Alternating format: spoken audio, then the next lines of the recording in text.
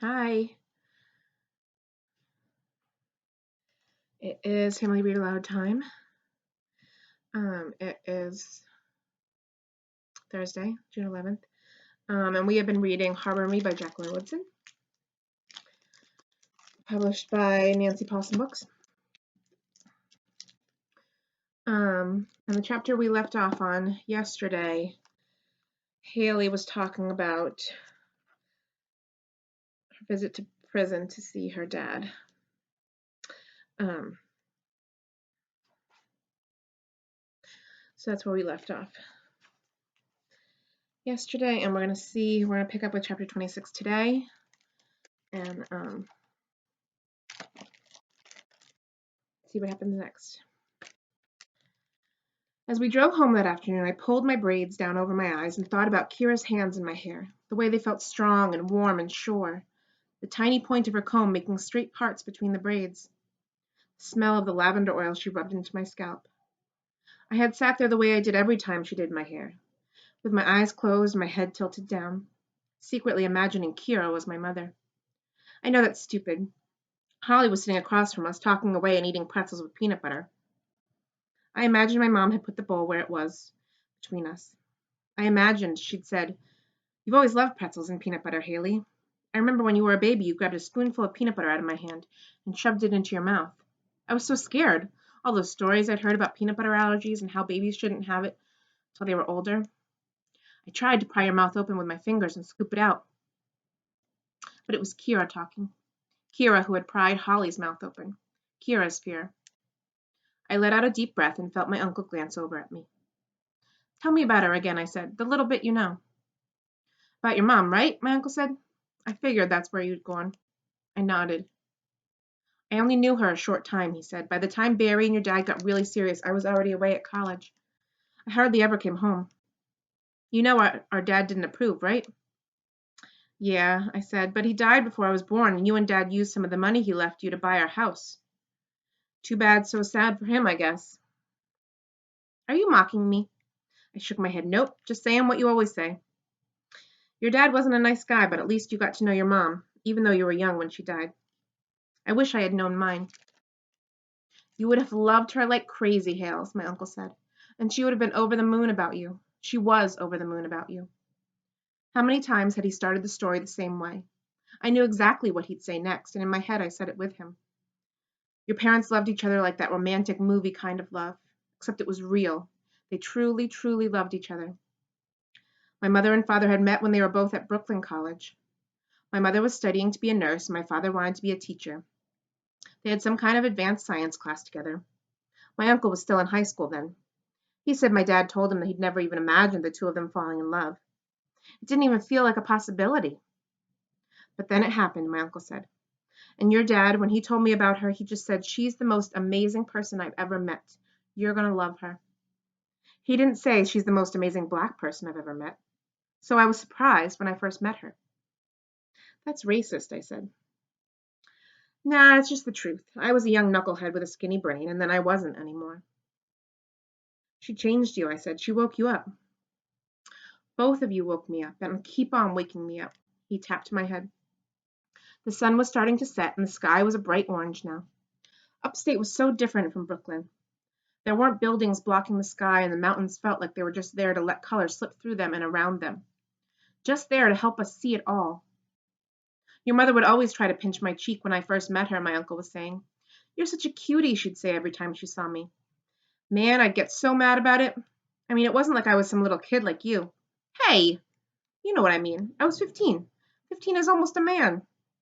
Almost, Uncle. Just almost, but not. She was only 5 years older than me. I always loved to see her smiling. And it was so easy to make her laugh. Glanced at me. When you smile, it reminds me of her. I smiled into the window, trying to imagine my 20-year-old, not yet mother pinching my uncle's cheek. I could see her hands, dark with the bright red polish, but her face and hair were blurred. She was tall, I said. Taller than your dad. And someone in her family had red hair too, I said, but not her. Red hair on both sides, my uncle said. You were doomed. I was doomed. My uncle laughed. Behind his glasses, I could see the lines at the edges of his eyes. Crow's feet. That's what he said people called them. Tiny maps of my life, he'd say. They were beautiful. We drove for a while without talking. We were listening to Joni Mitchell, a singer from way back before my uncle was a kid. She was singing about the color green. She had another song about the color blue, but the green song was one of my favorites. Her voice was sweet and high, but she could make it do crazy things and hold notes for so long, like it made your eyes water. My uncle sang along with her. There'll be icicles and birthday clothes, and sometimes there'll be sorrow. The story's not complicated. Since that time in the hospital, I'd asked my uncle about it again and again. I was born when my parents were both 26. Then when I was 3, they got into a car accident coming back from a party. My dad was driving, and when they got a block away from home, my dad accidentally hit the accelerator instead of the brake and mowed into a lamppost before swerving the car and hitting the outside wall of a donut shop. It was nearly morning and the streets were empty, so nobody came when he screamed for help. So he stumbled home to get my uncle to help him get my mom out of the car. She won't move, he kept saying. She won't wake up. My uncle's voice gets quiet when he tells that part of the story. My dad's nose was broken and he had cuts on his hands and arms. My uncle was babysitting me. Before the 3 of us could get back to the car, the cops pulled up beside us and arrested my dad for leaving the scene of a crime and for drunk driving. He kept saying to me, my uncle told me, "Go get her. Please go make her wake up." My mother was 6 days away from her 30th birthday. By the time the cops booked my father, my mother had been dead for hours. She will always be 29. Sometimes I say the word slowly to myself. Vehicular homicide. It sounds like a hiccup, or like the first words of a song. It sounds like the promise of something, and then it doesn't. Tell me again about the day after the accident, I said. I told you your mom and dad both had to go away, my uncle said. I told you I'd keep you safe, though. That you didn't have to worry and that you'd see your daddy again soon. I told you I loved you and that I'd always take care of you. And I asked you who would take care of me all day, and you said, "We're good, Red. I can do it." That I did. That's what he used to call me before I made you. That's what you used to call me before I made you stop. Yeah. And I said, "Does that mean I'm white now?" My uncle smiled. "You sure did." And I said, "Nope. You said I'd always be half white and half black. And that until it turned gray, you'd always have red hair. Tell me again how I made you stop calling me Red." You said, "My name is Haley, not Red." And not quietly either. My uncle laughed. I'd never heard you have so much conviction before that day. I thought about Amari calling me Red and how I didn't mind it so much when he said it. And what did you think about how I said it? I thought, I'm raising a strong, brave girl. I'm doing something right. I leaned across the car and rested my head against his arm. Sometimes I don't feel so brave. Sometimes I just feel scared. I know, he said. That makes 2 of us. Chapter 27. You think he's coming back? Ashton asked. I don't know his phone number or anything. It was Thursday and Esteban had been absent the whole week. The 5 of us sat in the corner of the cafeteria, not touching our food, while rain slammed against the windows. Miss Laverne said she's trying to find out what's happening, Holly said, but the number the school has for him is disconnected. Yeah, Amari said. Esteban doesn't have his own phone. Remember I used to let him play games on mine? Amari stopped talking and shook his head. I used to. He always plays games on mine. That's what I meant to say. And when he gets back to school, I'm going to keep letting him do it. But, I started to say, no buts, Red. You have to think positive. I don't think he would move away without saying goodbye to us, Ashton said. We're his friends. But they take people, Tiago said. In the night, in the morning, they just take them, like they took his dad. So what if they came in the night and took E and his family? But they can't, Ashton said. Esteban and his sister, both of them were born here. I know, right? Amari said. He looked around the cafeteria. It was loud with the sounds of trays banging and kids yelling. Someone blew a whistle, and for a moment everything went silent. But then a boy at the far end of the cafeteria held up the whistle he had blown, and it was like someone turned on the sound again. I watched a teacher go over to him and take the whistle away. His dad wrote good poetry, Holly said. Writes, I said. He writes good poetry. They're not dead, guys. It just sucks, Amari said. Here we are, trying to have the art room, and boom, it gets messed up like this. Esteban, he's cool, he's nice, he makes us the 6 of us. It's not fair. No, it's not, Holly said. This is supposed to be America, the land of the free and the home and the brave. Amari was drinking milk, and he laughed so hard it came spraying out of his mouth and nose all over the table and Holly. So gross, Holly said. Oh my God, you are so gross. She wiped her shirt and hands with a tissue. Milk sprinkled her sandwich, so she pushed her whole tray away. My bad, Amari said, but he was still laughing. Then he stopped and looked at us all. I got one word for you, Amari said. Lenape. What about them? You think they were somewhere saying, well, this is supposed to be the land of the free and the home of the brave? Nah, man. They were here in Lenapehoking, a.k.a. New York City, getting robbed. They were getting gangstered by the so-called settlers. You missed that whole history lesson? Holly glared at him. No, I didn't miss that whole history lesson, she said, mocking him. Then how are you going to be trying to erase them? You're doing the same thing the people who took E's dad are doing. Up here, trying to erase people. No, I'm not, Holly yelled. We got quiet. Amari looked around the cafeteria. People were staring at us. One of the 8th graders who had necked Ashton gave us the finger, and Tiago, Amari, and Ashton jumped out of their seats and lurched toward him. But the boy put up his hands in an all-cool way, and they sat back down. Ashton's neck was back to its pale, skinny self.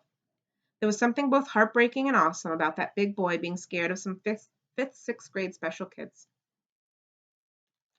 Come on, guys, Tiago said. E will be back. We don't need to be fighting about it. He wouldn't want that.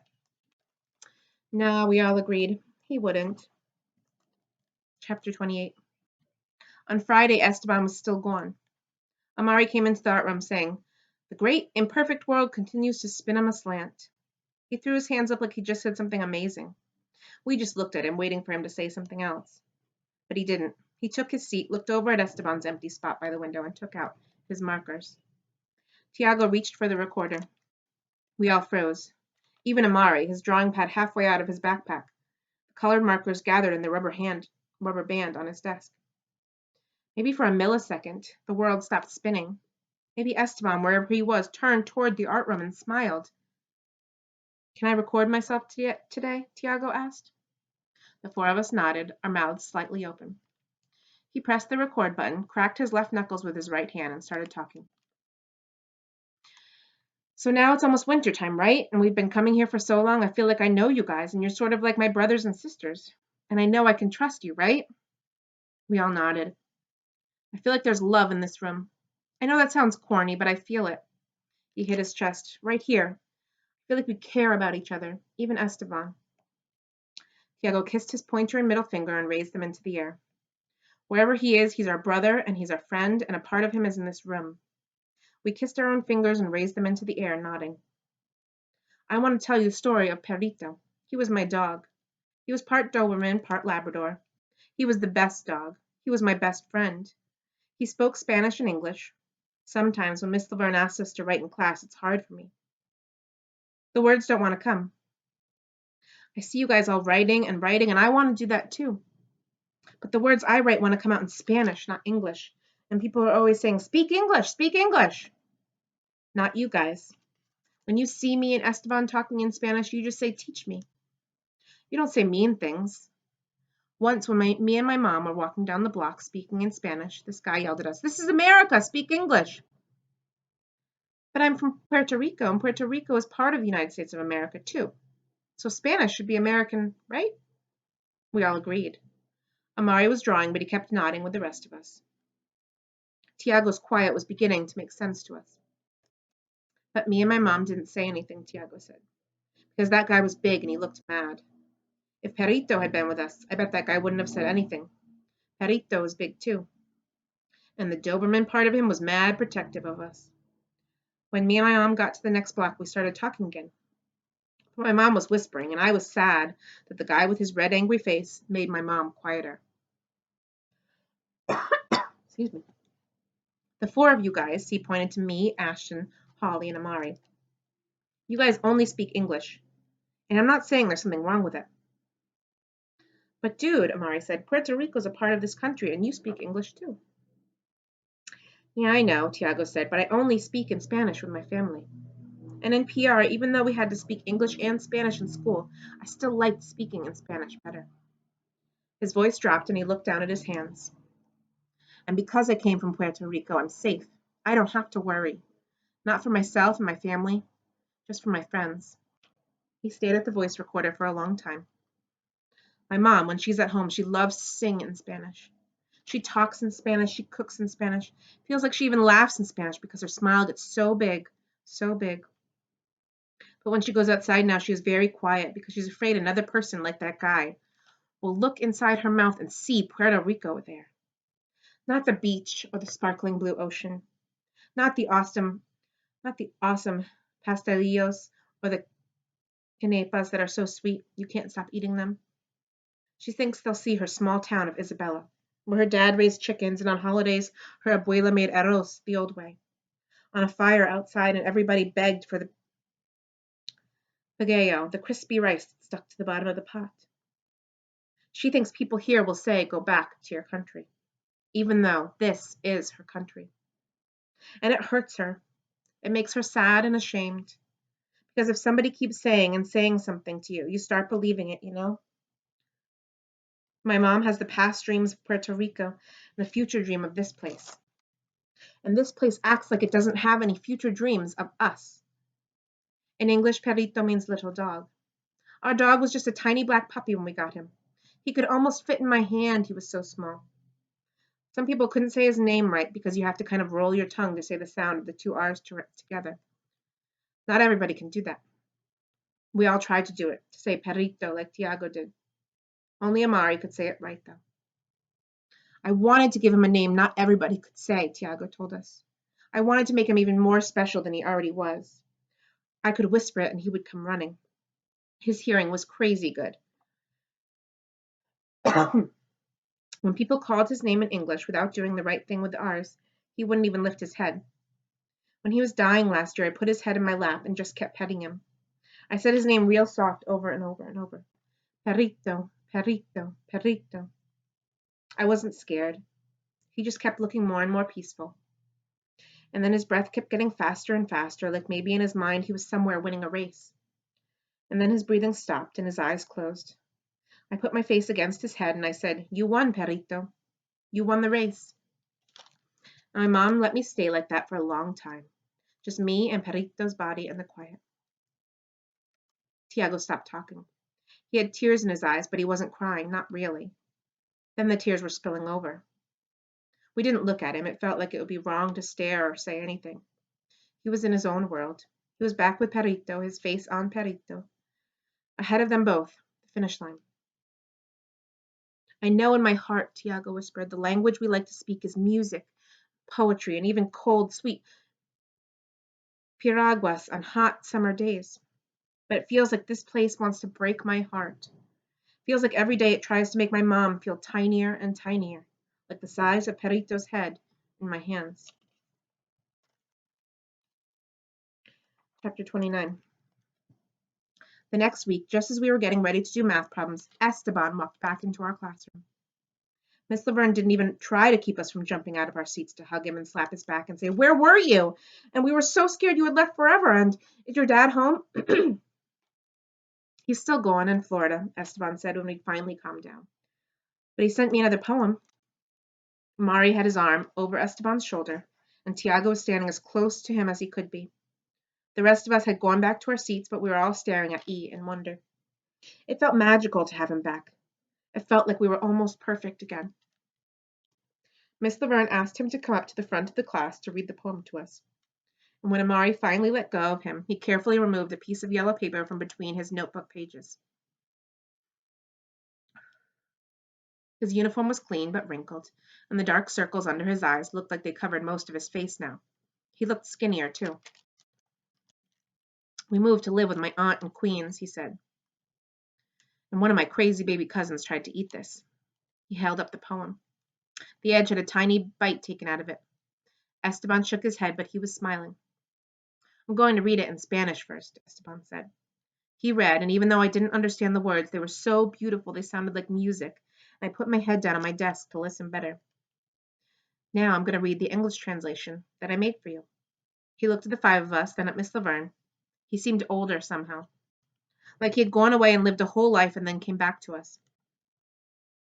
"And in the night, when the dog barks at shadows, tell him not to be afraid of what he cannot see, or the things he does not yet understand. There is mystery everywhere. Beneath rocks there is damp earth, and an army of ants planning a revolution. Esteban stood at the front of the room, staring at the page. Then he lifted his head and looked at us. We cheered again, even louder this time. I don't know if any of us really understood his dad's poem, but for a long time after he'd finished reading, I thought about that army of ants, how they were coming together, like us. And that's our part of Cover Me for today. I know we will read some more tomorrow. We will end our week tomorrow. See how far we get in Harbor Me. I don't know if we'll finish it tomorrow. But have a good night. Be kind to each other. Take care of each other. Okay. Bye.